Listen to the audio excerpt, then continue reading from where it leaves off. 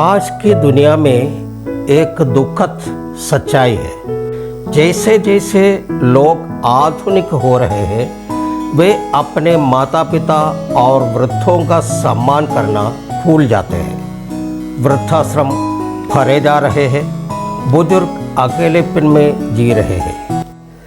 आप तमाम दर्शक भाई बंधुओं को मेरा प्यार भरा नमस्कार।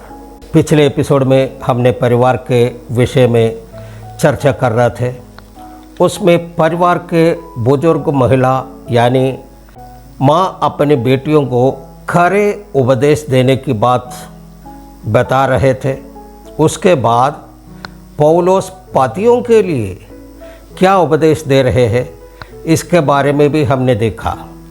उसके बाद हमारा अलंकार कैसे होना चाहिए, इसको भी हमने देखा।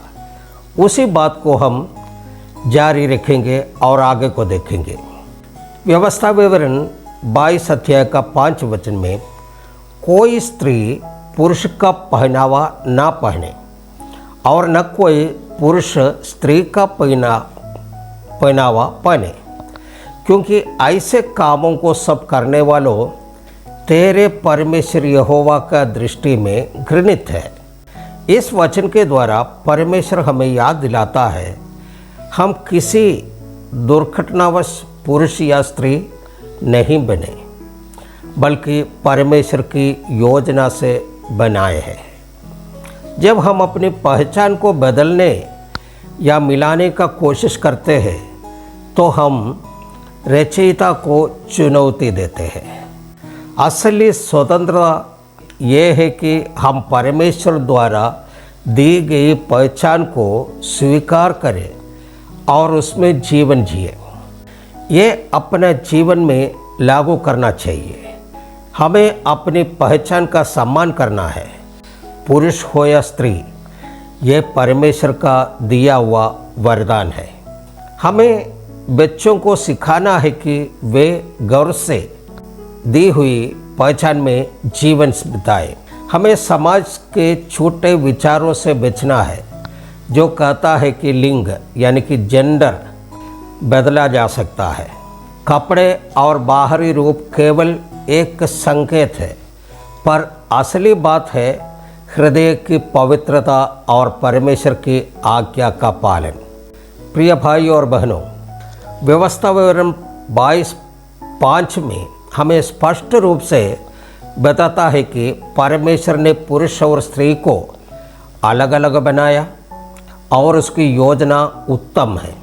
दुनिया हमें भ्रमित कर सकती है, लेकिन ईश्वर का वचन हमें सीधा मार्ग दिखाता है। आइए हम अपने परमेश्वर की दी हुई पहचान को स्वीकार करें और अपने जीवन से उसके नाम को महिमा दें। लेविय व्यवस्था 19 अध्याय का 26 से लेकर के 28 तक वचन और 31वां वचन हम लोग पढ़ते हैं। तुम लहू लगा हुआ कुछ मांस न खाना और न टोना करना और न शुभ व अशुभ मुहूर्तों को मानना। अपने सिर में खेरा रखकर न मुंडाना और न अपने गाल के बालों को मुंडाना। मुर्दों के कारण अपने शरीर को बिल्कुल न चीरना और न उसमें छाप लगाना। मैं यहोवा हूँ। ओछाओं और भूत साधने वालों की ओर न फिरना और ऐसों को खोज करके उनके कारण अशुद्ध न हो जाना। मैं तुम्हारा परमेश्वर यहोवा हूँ। आज के समय में लोग तरह तरह के अंधविश्वास और प्रथाओं में फंसे हैं। हाथ की रेखाएं देखना, भविष्य बताने वाले ज्योतिषी, आत्माओं से संवाद करने वाले लोग, शरीर पर आजीव निशान और टैटू। लेकिन क्या आप जानते हैं कि बाइबल इन सब के बारे में क्या कहती है? लेवी व्यवस्था 19 अध्याय 26 से 28 और 31 वचन में परमेश्वर ने बहुत स्पष्ट निर्देश दिया है। आज हम जानेंगे कि परमेश्वर क्यों कहता है कि हमें भविष्य बताने वालों, ज्योतिषियों और आत्माओं से दूर रहना, और क्यों हमें अपने शरीर को भी पवित्र रखना है। ये केवल पुराने नियम की आज्ञा नहीं है, बल्कि आज हमारे जीवन के लिए भी गहरा संदेश है। इस्राएली जब मिस्र से निकलकर कनान देश की ओर बढ़े, तब वहाँ की जातियों टोना टोटका, भविष्यवाणी करने वाले, आत्माओं, मूर्ति पूजा और शरीर पर चिन्ह बनाने जैसे प्रथाओं में डूबी हुई थी। परमेश्वर चाहता था कि उसकी प्रजा अन्य जातियों जैसे ना हो, इसलिए उसने उन्हें साफ साफ आज्ञा दी कि वे इन सब बातों से दूर रहे और पवित्रता में जीवन बिताए। लेवी व्यवस्था 19:26 में लिखा है, तो न तो टोना टोटका करना, न शकुन देखना, यानी हमें भविष्य जानने की लालसा से बचना चाहिए। आज लोग ज्योतिष, राशिफल, हाथ की रेखा देखना, टारो कार्ड यानी कि न्यूमरोलॉजी, इन सब बातों में फंसे हैं।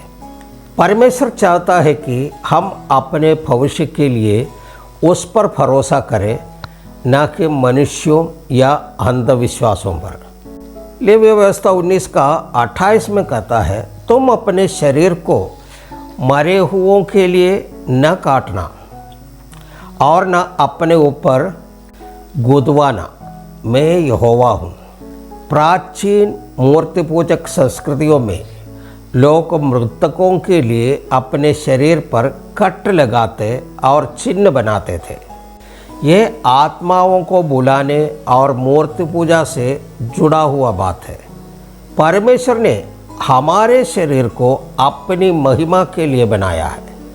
पहला कुरिन्ती 6:19 और 20 वचन को पढ़ने से मालूम हो जाएगा। इसलिए हमें इसे अपवित्र करने वाले कामों से बचना है।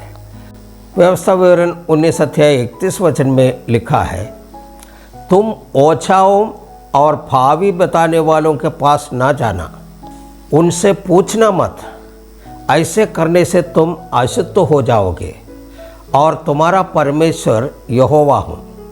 ओछा, तांत्रिक यानी माध्यम यानी कि मीडियम, आत्माओं से बात करने वाले, ये सब परमेश्वर से नहीं आते। ये दुष्ट आत्माओं के द्वारा मनुष्यों को फंसाने का जाल है। जब हम इनकी ओर मुड़ते हैं तो हम परमेश्वर की सुरक्षा से बाहर हो जाते हैं। इन वचनों में परमेश्वर हमें ये सिखाता है कि उसका लोगों के लिए एक विशेष बुलावा है, पवित्रता। पवित्रता का अर्थ केवल पाप से दूर रहना नहीं, बल्कि परमेश्वर के लिए अलग होकर जीना भी है।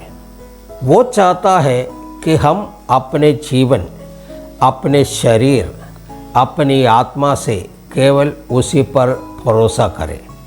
शैतान लोगों को धोखा देने के लिए छोटे भविष्यवक्ताओं, ज्योतिषियों और आत्माओं का उपयोग करता है, लेकिन प्रभु यीशु मसीह में हमें सच्चा प्रकाश और जीवन का मार्ग मिलता है। जीवन में लागू करना, हमें ज्योतिष और अंधविश्वास से दूर रहना, हमें अपने शरीर का सम्मान करना है, इसे परमेश्वर का मंदिर समझकर किसी भी गलत रीति रिवाज से अपवित्र ना करें। हमें आत्माओं और ओछाओं से दूर रहना है, क्योंकि ये दुष्ट आत्माओं का मार्ग है। जब कोई अपने भविष्य को जानना चाहता है तो हमें याद रखना चाहिए कि हमारा भविष्य प्रभु यीशु के हाथ में सुरक्षित है। प्रिय भाइयों और बहनों, लेवी व्यवस्था 19 अध्याय 26 से लेकर के 28 तक और 31 हमें याद दिलाता है कि परमेश्वर हमें पवित्र जीवन के लिए बुलाता है। दुनिया अंधविश्वास, तंत्र मंत्र, ज्योतिष और आत्माओं की ओर भाग रही है, लेकिन प्रभु चाहता है कि हम उसका सहारा लें। आइए हम अपने जीवन को केवल यीशु मसीह पर भरोसा करके पवित्रता में जिए। हे प्रभु, हमें अंधविश्वास और झूठे आत्माओं से बचा ले। हमें तेरे वचन पर दृढ़ रहने का सामर्थ्य दे। आमीन। लेवीय व्यवस्था का 19 अध्याय 32 वचन अगर देखते हैं तो आज की दुनिया में एक दुखद सच्चाई है। जैसे जैसे लोग आधुनिक हो रहे हैं, वे अपने माता पिता और वृद्धों का सम्मान करना भूल जा रहे हैं। वृद्धाश्रम भर रहे हैं, बुजुर्ग अकेलापन में जी रहे हैं। लेकिन परमेश्वर का वचन हमें बुलाता है, तो पक्के बालों के सामने उठ खड़ा हो और वृद्ध का आदर कर और अपने परमेश्वर का भय मान। मैं यहोवा हूँ। तो क्या वृद्धों का सम्मान केवल एक सामाजिक कर्तव्य है या यह परमेश्वर की आज्ञा जो हमारे आध्यात्मिक जीवन से गहराई से जुड़ी हुई है? आज हम इस वचन को विस्तार से समझेंगे। लेवीय व्यवस्था की पुस्तक इस्राएलियों को पवित्र जीवन जीने के लिए नियम देती है। जब मूसा ये वचन दे रहा था, उस समय परिवार और समुदाय का आधार वृद्ध जन ही थे। आपके पास अनुभव, ज्ञान और विश्वास की गवाही थी।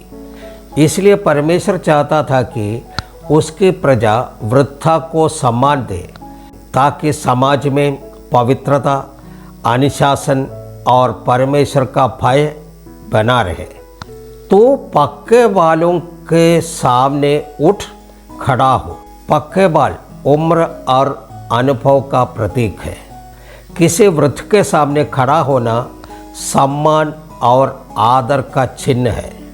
आज ये हमें सिखाता है कि हमें वृद्धों की बात सुननी और उनके अनुभव से सीखना चाहिए।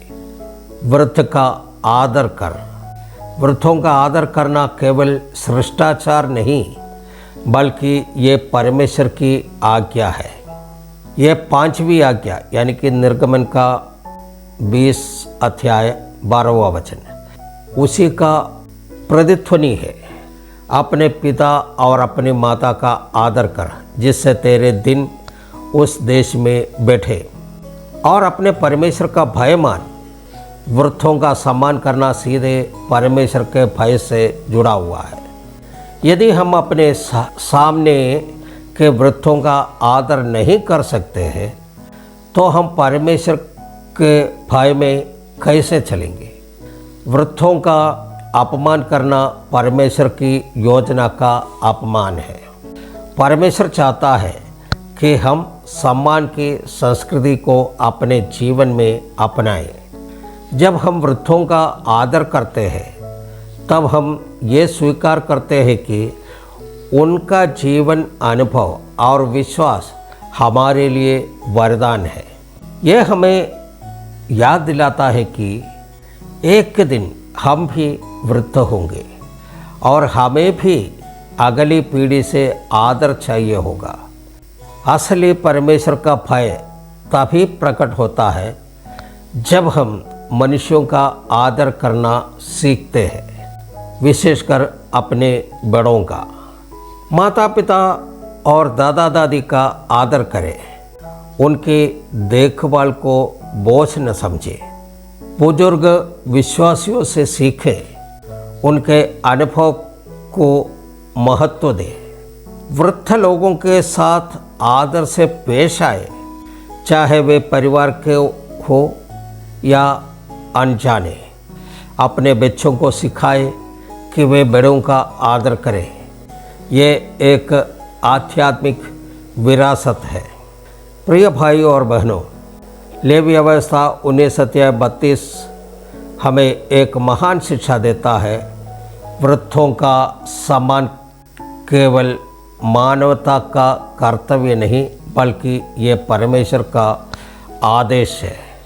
यदि हम अपने जीवन में बड़ों का आदर करेंगे तो हम वास्तव में परमेश्वर का भय मानने वाला कहलाएंगे। आइए हम एक संकल्प लें कि हम अपने घर, अपनी कलीसिया और समाज में वृद्धों का आदर करेंगे और अपने बच्चों को भी ये सिखाएंगे। प्रभु हमें वृद्धों का आदर करने और तेरे भय में चलने की समझ दे। हमें ऐसा जीवन दे जिससे हम अपने आचरण से तेरा नाम का महिमा दें। आमीन। ये एपिसोड यहाँ पर समाप्त करते हैं। अगले एपिसोड में फिर से मिलेंगे। तब तक के लिए आपसे विदा लेते हैं। आप सबको धन्यवाद। जय मसीह। परमेश्वर आप सबको आशीष देने पाए।